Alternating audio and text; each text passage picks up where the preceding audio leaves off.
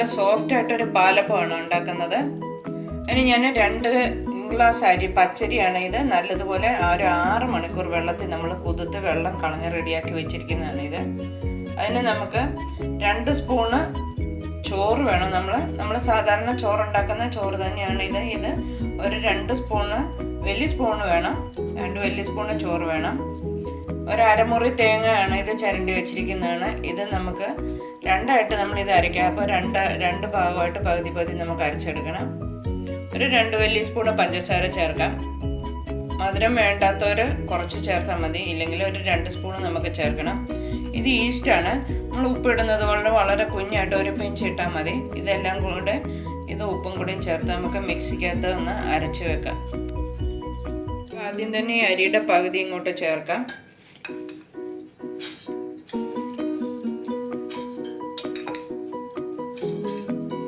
എല്ലാം പകുതി ചേർക്കാം. നമുക്ക് പകുതി തേങ്ങ ചേർക്കാം. ഇപ്പം 2 വലിയ സ്പൂണ് ചോറ് ചേർക്കാം.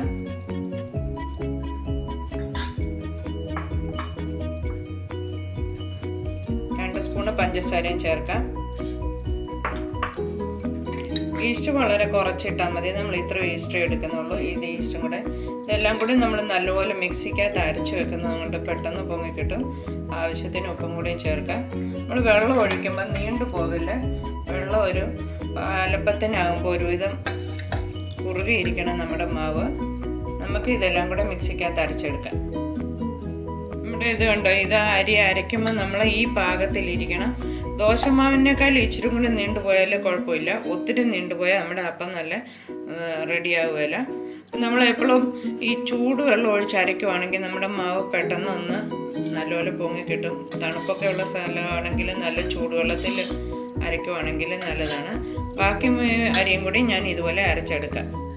ഈ ബാക്കിയും കൂടെ അരച്ച് ഇതിനകത്ത് ഒന്നിച്ച് ചേർത്ത് നല്ലതുപോലെ ഒന്ന് മിക്സ് ചെയ്ത് നമുക്കെടുക്കാം. നമ്മൾ ചെറിയ ചൂടുവെള്ളം ഒഴിച്ച് അരയ്ക്കുവാണെങ്കിൽ നമുക്ക് പെട്ടെന്ന് നമ്മുടെ മാവ് പൊങ്ങി കിട്ടും. നല്ലതുപോലെ എല്ലാം ഒന്നുകൂടെ മിക്സ് ചെയ്യാം.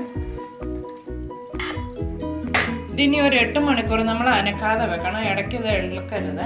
ഒരു 8 മണിക്കൂർ ആകുമ്പോഴത്തേന് നമ്മുടെ മാവ് നല്ലതുപോലെ പൊങ്ങി പൊളിച്ച് വരും. നമുക്കിത് അടച്ചു വെക്കാം.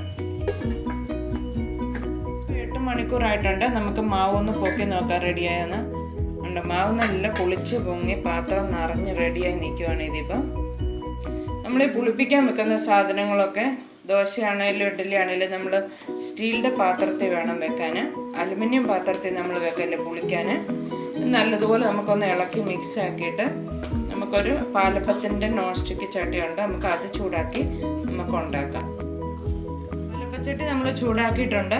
നമുക്ക് ഒരു തവി മാവ് ഒഴിക്കാം. എന്നിട്ട് നമ്മളിത് എടുത്ത് കൈ കൊണ്ട് തന്നെ നല്ലതുപോലെ ഒന്ന് വട്ടത്തിൽ കറക്കി